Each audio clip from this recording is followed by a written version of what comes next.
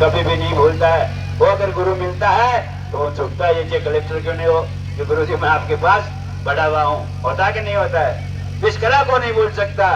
कितना भी ऊंचाई तक चल जाए तो मैं समझता हूँ हमारे इस विद्यालय का नाम मानिए है जिला स्तर पर, प्रांत स्तर पर और राष्ट्र स्तर पर इस नाम का कमाए। जो उनकी डिग्री आप प्राप्त करोगे 100 में से 100 नंबरों से ज्यादा इन बच्चों को आएगा तो विद्यालय का नाम होता है। विद्यालय का नहीं फिर गुरुजनों का भी नाम होता है और ख्याति बढ़ती है। तो मैं सरस्वती से, परम पिता परमात्मा से, सदगुरु महाराज से मैं निवेदन करता हूँ इस विद्यालय का नाम रोशन हो और आगे से आगे बढ़े और अधिक से अधिक बच्चों का संग्रह हो, अधिक से अधिक बच्चे यहाँ पर आए और सभी छात्र यहाँ पर एडमिशन लेकर के यहाँ पढ़े और विद्यालय आते थे। बहुत बड़ा भवन और तैयार है। ये ज्ञान का केंद्र है, ज्ञान का कुंज है, निश्चित रूप से बढ़ेगा। आपने बुलाया, मैं बोला था कि मेरा आज कोई प्रोग्राम नहीं है।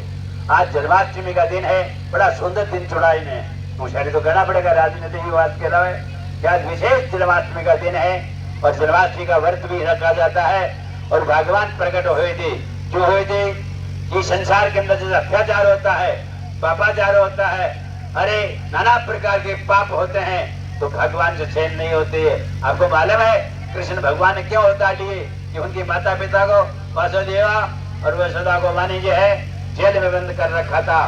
जो कंस है बड़ा अत्याचारी था, बड़ा कष्ट दे रहा था, बड़ा दुख दे रहा था।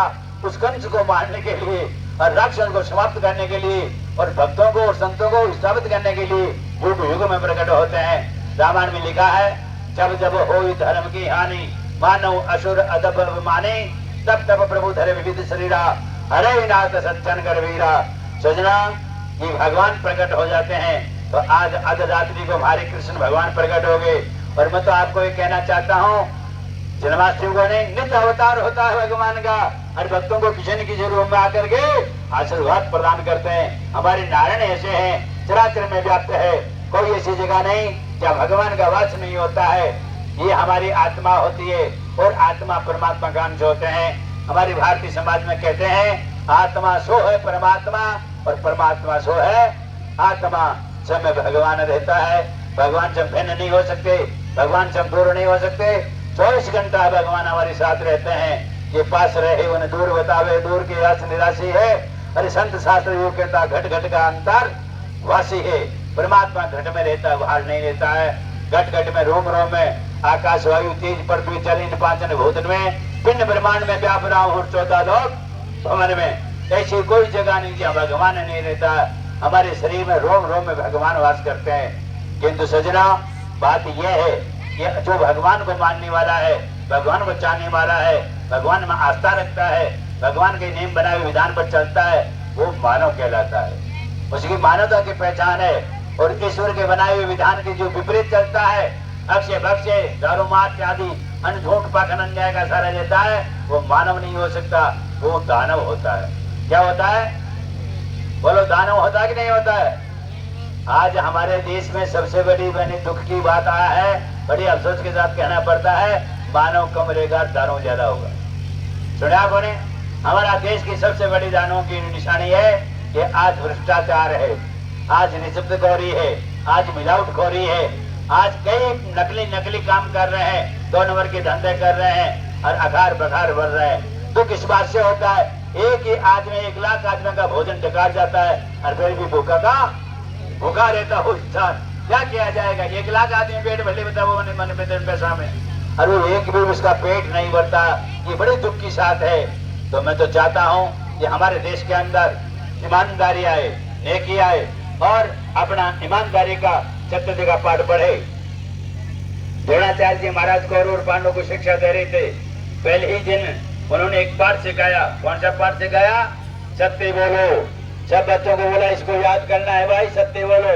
तो दूसरे दिन सारे के सारे बच्चे आकर गए और द्रोणाचार्य को कहा कि सत्य बोलो, याद हो गया? बोले याद हो गया गुरुजी, सत्य बोलो। युधिष्ठिर नहीं बोला ना, द्रोणाचार्य बोला रे तेरे को याद नहीं हुआ? बोला गुरुजी याद तो हुआ कि पक्का नहीं हुआ। क्या नहीं हुआ? पक्का नहीं हुआ। बोला क्यों? बोला पक्का कर लूंगा 1-2 दिन के अंदर। आज भी 1-2 दिन। तो उसने एक ही पाठ पढ़ के तैयार कर लिया था। सत्य बोलो तो आप पूरे जीवन के अंदर युधिष्ठिर ऐसा एक महान सम्राट राजा हुआ है कि वो सत्य ही बोला, सत्य नहीं बोला। मौत का भी प्रमाण आ गया तो उसने कभी गलत नहीं कहा, मैं सत्य बोलना ही बताया। तो सत्य होता है, सत्य जीवता, सत्य की हार नहीं मानता, सत्य की आंच नहीं लगती। तो मैं तो ये कहूंगा सब सत्य बोलना चाहिए, झूठ का सहारा नहीं लेना चाहिए। झूठ बराबर सबसे बड़ा पाप है झूठ बोलना, और आज तो सारी दुनिया झूठ बोल रही है, क्या किया जाए। दुख की बात है, किंतु झूठ का सहारा नहीं लेना चाहिए। बजरंग झूठ के लगेगा, सत्य के नहीं लगेगा, जीत तो सत्य की होगी।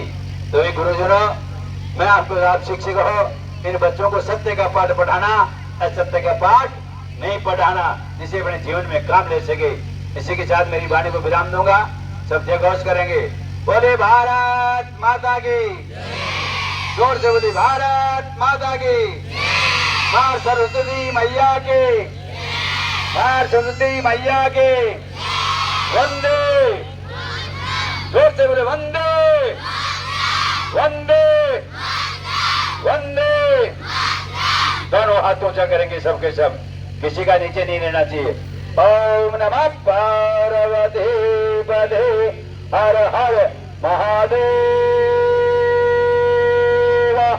हर हर हर हर हर हर हर हर काल हर दुख हर दारिद्र हर, और सब भक्तों का बेड़ा पार कर। हरिओम हरिओम हरिओम। आनंद आ गया।